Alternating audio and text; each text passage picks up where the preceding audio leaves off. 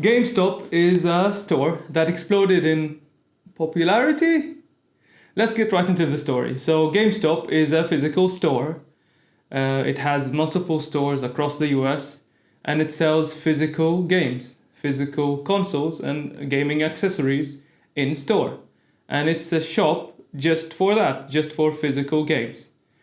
It has declined in popularity over the years because the customer focus is moving towards digital games, phone games. Even when you buy physical games, physical CDs, you buy them usually online and you get them delivered, or you just buy them from other stores. So the purpose of a game-only store has deteriorated, and it's not as strong in terms of a business as it was once.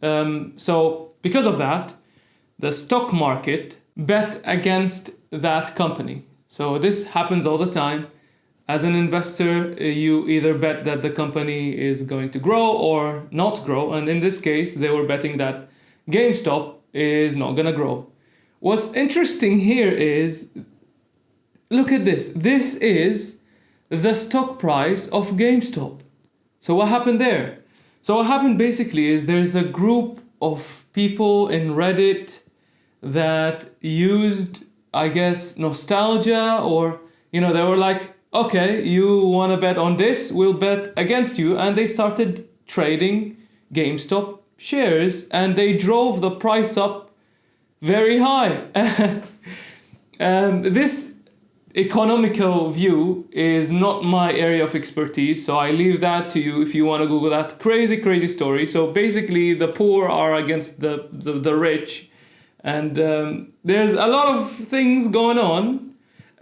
They did that not only to GameStop, a company that is viewed by Wall Street as a declining company. They also invested in companies like BlackBerry.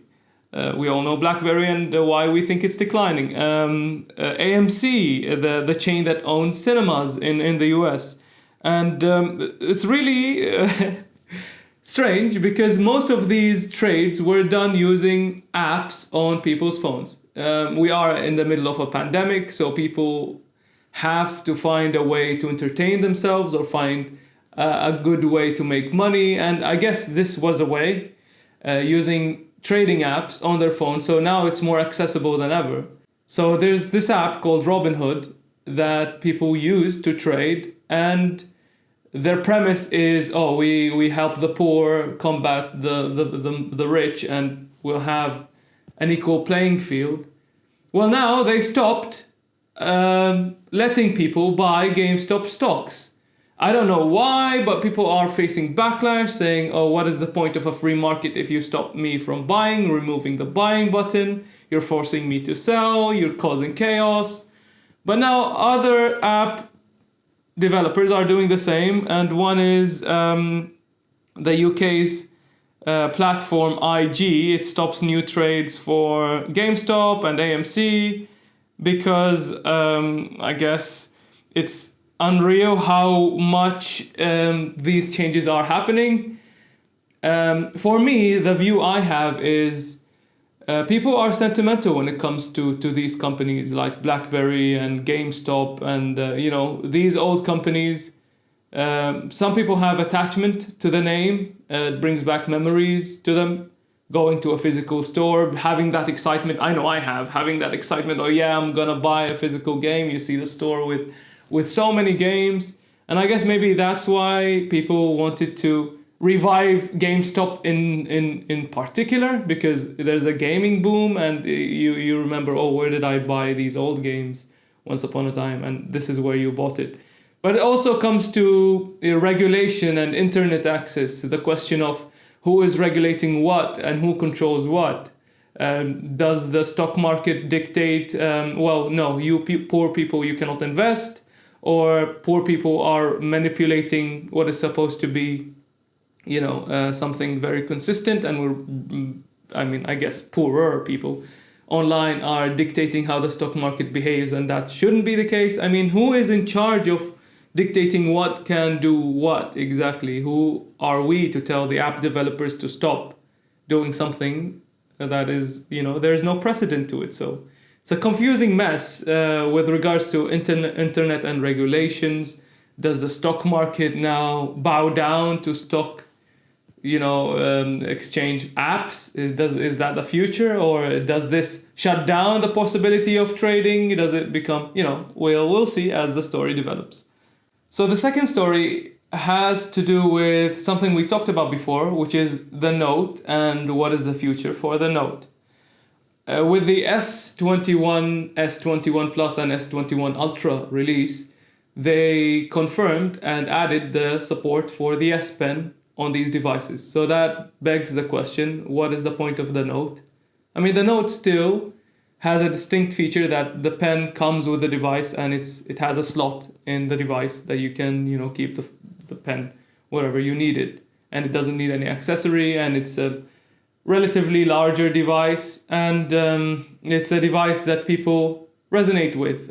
Which phone do you have? The Note? Oh, it makes sense. Note, pen, But people said when they saw the S21, S21 Ultra, and S21 Plus released, what's the point of Note now? And Samsung actually came up and said, this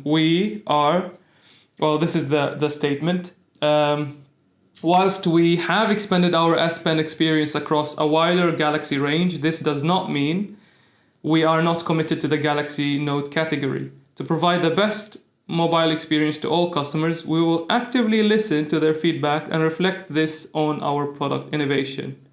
So according to an analyst, this very corporate statement gives leeway to Samsung to ditch Note in the future or keep releasing other Notes. And he is suggesting that they will release at least one more Note, and that's the Note Fan Edition. So this might actually be the last Note. And with these things, it's very strange that one person would tweet something and that would mean that it's true. And with the current state of the world, Twitter has become the way we get our news.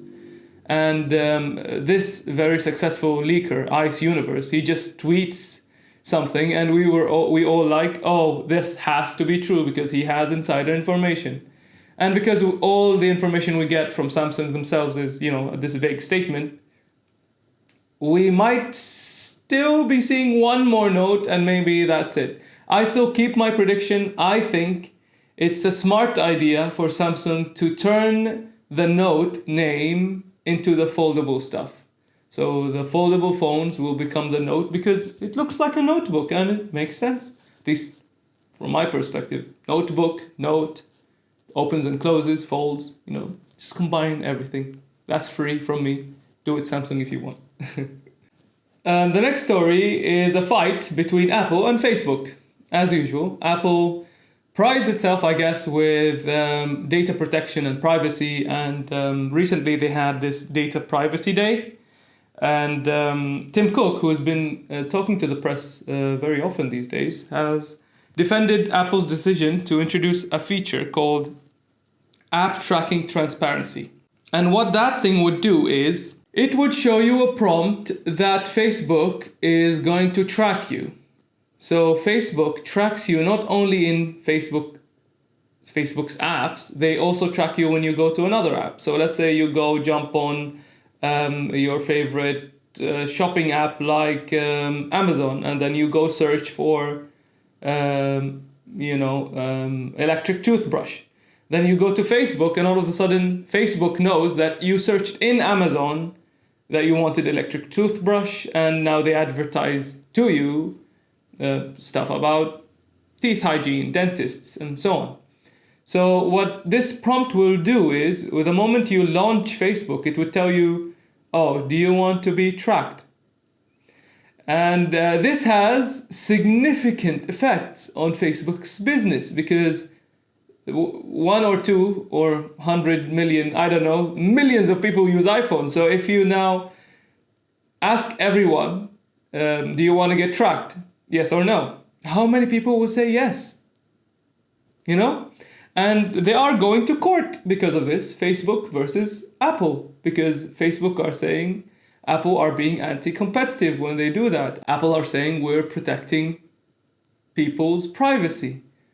And here we go again with internet and regulation, who is right and who is wrong, because Facebook are saying, oh, if you do that, you kill all the businesses. What about other advertisement companies? And if you kill advertisement altogether, how are we going to have a sustainable online platform where people make money?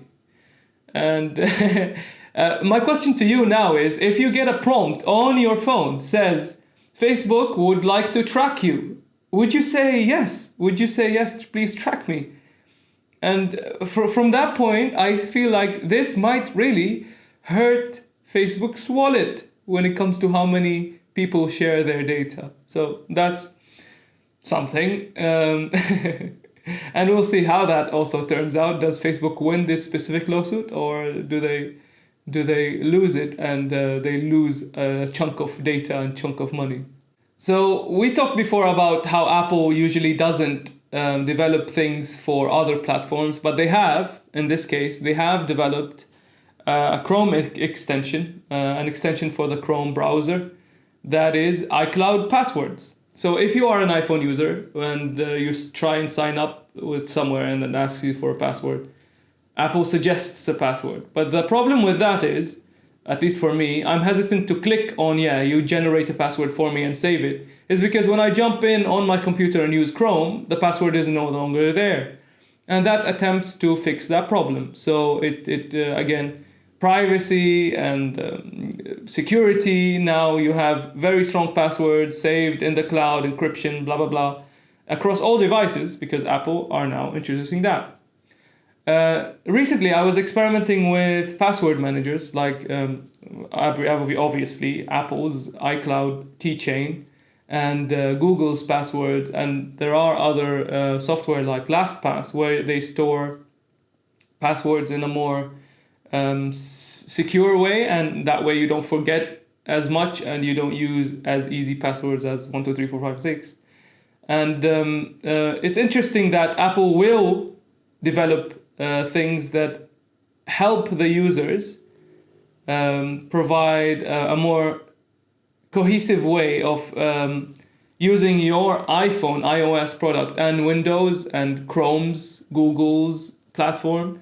So it's really interesting that when you think about it, they have to work together, because these big companies that develop very broad and far-reaching services, they need to communicate together, or else the whole thing falls down. And I guess Apple are wary of that, and they have made their extension. I don't know if people are going to use it or they're just going to skip it, but it's there for if anyone wants to use it. So the last story is a very funny one, at least in my opinion. If you're still watching, you'll find out in a bit. Twitter has become a news platform more than anything, but this is something that slipped through the cracks and is really amusing to me, and I saw it and I thought, let's share it. So this user with the handle Pano Parker tweeted, "Today I learned that aggressive baby goats have to wear horn noodles to avoid hurting each other," with a video, and that this was posted 3 days ago. And it has 5.8 million views. And if I play it now, this is how it looks. And you can see two goats, I guess, fighting, but in order to protect them, they have these colorful blue and pink styrofoam covers, I guess, to their horns so that they don't hurt each other.